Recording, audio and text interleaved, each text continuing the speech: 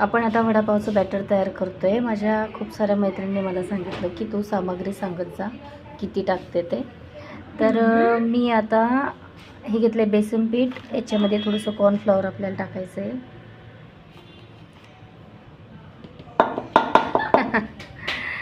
आणि हे आहे तांदळाचं पीठ जे मिक्सरमधून काढलंय फ्रेश। याच्यात थोडीशी हळद टाकू आपण। तांदळाचं पीठ टाकले, थोडासा रवा पण टाकायचा आहे त्याच्यामध्ये, थोडीशी जिरे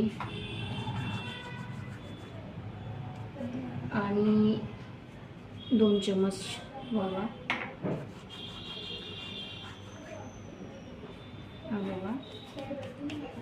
थोडीशी कोथिंबीर आणि थोडासा कढीपत्ता, खूप छान लागतो। तुम्ही 2 चमचे टाका, मी अंदाजे टाकते, मला अंदाजा आलेला आहे सगळ्या सामानाचा। तर मी आता एवढं मीठ टाकते याच्यात।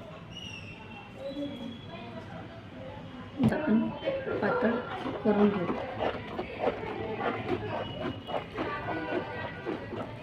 याच्यात आपण आलं, लसूण, जिरे, कोथिंबीर आणि हिरवी मिरची घातलेली आहे, थोडासा कढीपत्ता पण घालू। आणि हे आहे आपलं चटणीचं बॅटर।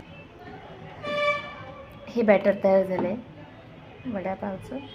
आणि हा मसाला, मोहरी, जिरं, धने आणि हिरवी चटणी।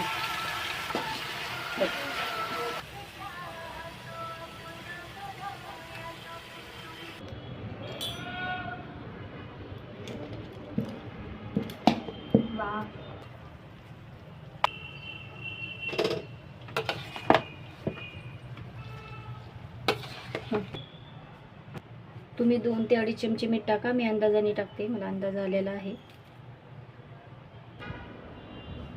थोडा ॲड करायचा।